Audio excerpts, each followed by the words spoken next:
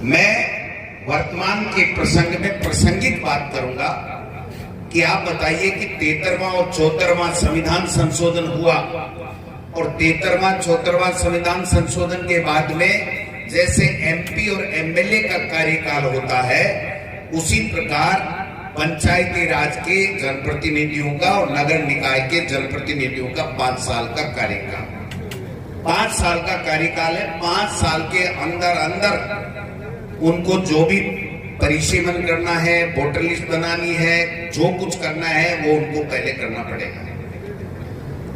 आज आपका चुनाव हुए कितने साल, 6 महीने ऊपर हो गए, 5.5 साल हो गए। बहुत सी 59 नगर पालिकाओं में हो गए। पंचायती राज की हमारी 6000 से ज्यादा ग्राम पंचायतों में 9000 के लगभग चले गए मार्च में। 212 पंचायत समितियों के प्रधानों को प्रशासक वहां पर भी चुनाव हो चुके हैं। मैं पूछना चाहता हूं इस सरकार से कि जब संविधान के अंदर ये दे रखा है कि 5 साल के अंदर अंदर ये चुनाव होना चाहिए और किसी भी परिस्थिति में आप 6 महीने से ज्यादा किसी जरूर सुप्रीम कोर्ट के आदेश से वहां से स्वीकृति लेकर के आदेश लेकर के जरूर डले थे, लेकिन 73वां 74वां संशोधन होने के बाद में कभी 5 साल से ज्यादा समय नहीं गया। तो ऐसे क्या कारण है कि आप पंचायत चुनाव और नगर निकाय के चुनाव 5 साल में समय पे क्यों नहीं करवा रहे? है कि नहीं? जायज सवाल है कि नहीं? आप बताओ। ऐसा बन गया है ना सरपंच भाई, तो मैं ठीक है माकड़ो काम जचरियो है, लेकिन ये संविधान का उल्लंघन है। ये संविधान का उल्लंघन है। दूसरी बात, जूली साहब ने बहुत शानदार तरीके से कही, घेर के भी रखा है कि जब राहुल गांधी जी की सदस्यता 2 साल की सजा होने के ऊपर जब 24 घंटे में आप निरस्त कर सकते हो, तो आप बताइए कि आप कंवरलाल मीणा की सदस्यता को अब तक बरकरार क्यों रखे हुए हो? ये मैं निवेदन करना चाहता हूं। आप बताइए, संविधान की पालना कर रहे हैं क्या? और विधानसभा अध्यक्ष जी अजमेर के अंदर अपने विधानसभा क्षेत्र में 1.5 लाख की 75 हजार की नालियों का उद्घाटन करते घूम रहे हैं कि कैसे बचूं, कैसे बचूं, कैसे बचूं। कितने दिन बचोगे? आपको कानून के मुताबिक, संविधान के मुताबिक काम करना पड़ेगा। आप बताइए, सदाचार कमेटी के हमारे गुडानिया साहब बहुत वरिष्ठ, 3 बार के एमपी, 3 बार के एमएलए, 2 बार के राज्यसभा के मेंबर, सदाचार कमेटी का एक मेंबर बनाया। ये तो अभी कह रहे थे नेता प्रतिपक्ष की जिम्मेदारी लेने के लिए भी तैयार थे। इनको प्रदेश अध्यक्ष या दूसरी कोई जिम्मेदारी ले तो भी ये सक्षम है। उनको एक कमेटी के सभापति से हटा दिया। कमेटी में काम क्या होता है? कोई आता है तो वो उसकी रिपोर्ट मंगा लेते हैं, उसके बाद में माननीय स्पीकर के पास में भेजा जाता है और जो स्पीकर फैसला करता है वही अंतिम फैसला होता है। तो इतना इनसे क्यों घबरा गए साहब? इसका मतलब यह है कि उनको, जैसे जूली साहब कह रहे थे कि ये डबल इंजन की सरकार नहीं है, ये डबल स्टैंडर्ड की सरकार है। इनका कानून अलग है, विपक्ष के लिए कानून इनका अलग है। ये मैं निवेदन करना चाहता हूं। आज मोदी जी आए, मुझे तो आश्चर्य हुआ कि एक देश का प्रधानमंत्री इतना जुमलेबाज कैसे हो सकता है, इतना झूठा कैसे बोल सकता है। और डायलॉग टेलीप्रॉम्प्टर से डायलॉग लिख करके ले आते हैं, टेलीप्रॉम्प्टर से ठोक देते हैं। मेरे क्या बोला बताऊं? थोड़ा बताऊं? मेरे शरीर के अंदर खून नहीं है, वो तो मान पहली बेरो एक ही नई चीज बताओगा। अगर खून होता तो प्रधानमंत्री जी ट्रंप चौधर करके नहीं जाता। इंडिया की चौधर ट्रंप कैसे कर सकता है? मेरे शरीर में सिंदूर दौड़ रहा है खून की जगह। इस सिंदूर का अपमान देश के प्रधानमंत्री ने किया, इस सेना का अपमान देश के प्रधानमंत्री ने किया। सीज फायर करा करके देश के प्रधानमंत्री जी ने पूरी देश और दुनिया में हमारा नाम खराब करने का काम किया है। आज सेना का खून खोल रहा है। वो कह रही है हमें वो ताकत है कि हम 48 घंटे के अंदर पाकिस्तान को सबक सिखा सकते हैं। और वो अमित शाह जी, मैं पूछना चाहता हूं कि जो लोकसभा में कहते हैं कि सीज फायर कर दिया नेहरू जी ने, वरना वहां पर हम पीओके पे हमारा कब्जा हो जाता, 3 दिन और हो जाते। आपको तो 4 साल मिले हुए भाई, अभी तक तो 12 महीने ही हुए। आपने क्यों कर दिया रात को सीज फायर? सेना तैयार, एक तरफ कहते हैं कि सेना को पूरी खुली छूट दे दी गई है, और आज फिर देश का प्रधानमंत्री एक सबसे बड़ी झूठ बोल के राजस्थान से गया है करनी माता के मंदिर में जाने के बाद में कि हमने सेना को खुली छुट्टी दे रखी है। सेना को खुली छुट्टी ऐसे नहीं दी जाती। आप ट्रंप से मध्यस्थता करवा करके सीज फायर कर दो। हमारे लिए क्या कहते थे जब मनमोहन सिंह जी की सरकार थी? कहता है लव लेटर लिखना बंद करो, और जब पाकिस्तान की तरफ से आतंकवादी आते हैं तो एक के बदले 10 सिर आने चाहिए, और लाल आंख दिखा करके पाकिस्तान के ऊपर कब्जा करना चाहिए। अमेरिका कौन होता है पंचायती करने वाला? आज हमारा देश का दुर्भाग्य है कि इतना कमजोर प्रधानमंत्री हमको मिला हुआ है कि अमेरिका चौधर कर गया और पाकिस्तान में जश्न मन रहे। किस बात का जश्न है? किस बात का जश्न है? जब हमारी सेना ने उनके परखच्चे उड़ा दिए, उनके आतंकवादियों के सब ध्वस्त कर दिए, तो पर वो किस बात का जश्न मना रहे हैं? केवल एक बात का जश्न मना रहे हैं कि ट्रंप ने दोबारा कश्मीर का मुद्दा छेड़ दिया। जो शिमला का समझौता था उसको वापस उजागर अमेरिका ने कर दिया, और इंडिया का प्रधानमंत्री, भारत का प्रधानमंत्री अपने राष्ट्र के नाम संबोधन में ये नहीं कह पाया कि हम कौन होता है ट्रंप। ये कैसे कहते आप बताओ? ये जब ट्रंप पहले राष्ट्रपति था तो यही मोदी जी थे, जाकर के क्या कह के आए थे, अगली बार ट्रंप सरकार। और फिर जब बाइडेन बढ़ गया वहां पर ट्रंप हार गया, तो बाइडेन मेरा दोस्त है, चाइना का प्रधानमंत्री मेरा दोस्त है, रूस का प्रधानमंत्री राष्ट्रपति मेरे दोस्त हैं। 80 से ज्यादा देश यात्राएं विदेशों की हमारे देश के प्रधानमंत्री ने की है। लाखों करोड़ रुपए देश के प्रधानमंत्री ने विदेशों में घूम घूम के बर्बाद कर दिए इस देश के लोगों के पैसे, गाड़ी कमाई के पैसे, टैक्स के पैसे। और जब हमारे को जरूरत पड़ी कि हमारा कोई विदेश, एक देश हमारे पक्ष में बोले, तो पाकिस्तान के पक्ष में चाइना और एक दूसरा देश और बोल गया, तुर्की नहीं एक और बोल गया है। अब कौन सा नाम है देख लीजिए थे, समझ लीजिए। हाँ, कोई ऐसे देश है ही नहीं, ये टापू टाइप है, कोई काय का देश है। तो मैं नाम क्यों याद रखूं? मैं इतना बड़ा आदमी क्यों रखूं ऐसे नाम याद? तो सवाल ये है कि हमारे पक्ष में कौन बोला? हमारे पक्ष में कोई नहीं बोला।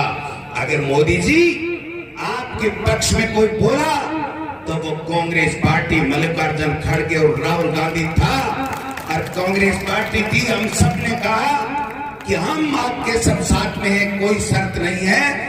आप तो ये रोजाना का झंझट मिटा दो, दोबारा आतंकवादी हमारी तरफ आंख उठा के नहीं देखे, दोबारा पाकिस्तान हमारी तरफ आंख उठा के नहीं देखे। ये बात हमने कही और आज हमको ही कोसने आ गए।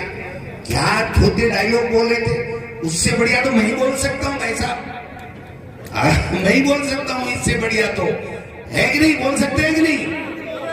क्या बोल के गए यहाँ पर थोटी भाषण? अगर देश का प्रधानमंत्री यहाँ आया, बीकानेर में 2 की हत्या मौत हो गई, कोई गरीबों की नाले में सफाई करते हुए की, उसके ऊपर कोई संवेदना नहीं। राजस्थान की गवर्नेंस पे कोई बात नहीं। राजस्थान का मुख्यमंत्री 6 फुट दूर चलता है, फोटो उस वो बॉक्स में नहीं आ सकता है। और आप तो भाग्यशाली हो कसवा जी कि वहां मूंछ पे पट्टी लगाई हुई थी, यहां पर देखो शेर की तरह दाड़ रहे हो। ये कांग्रेस पार्टी है साहब, सबको मौका देती है। और यहां से जो अलग शुरू हुई थी चोरू से, वो पूरे राजस्थान में, हिंदुस्तान में 11 मोरियस भारतीय जनता पार्टी के बुलाने का काम राजस्थान की जनता ने किया। आप सबकी मेहनत कामयाब हुई। मैं निवेदन करना चाहता हूं, आज चूरू में क्या हो रहा है साहब? बंदर को उस्तरा दे दिया, बंदर को उस्तरा दे दिया, दिया कि नहीं बताओ? समझ गए? बताना पड़ेगा। काई समझा बताओ क्या? नहीं मैं क्या मना मजो को नहीं, ये तो समझ गया, लेकिन जनता पूरी समझनी चाहिए कि हारे हुए लोगों को पंचायती राज और नगर निकाय के परिसीमन करने का अधिकार प्रजातंत्र के खिलाफ, संविधान के खिलाफ इस राजस्थान में पर्ची से बड़े मुख्यमंत्री ने देने का काम किया। और सबसे ज्यादा अगर कहीं तबाही मचाई जा रही है तो वो चूरू जिला है। लेकिन राठौड़ साहब सुन लो, विधानसभा में साइन आपके हो नहीं रहे हैं। ये जो नकली साइन आप परिसीमन की कमेटी के कर रहे हो, राजस्थान के नगर निकाय और पंचायत राज के चुनाव आ जाने दो, हम आपको दिखा देंगे कि ये नकली साइन चलने वाले नहीं हैं।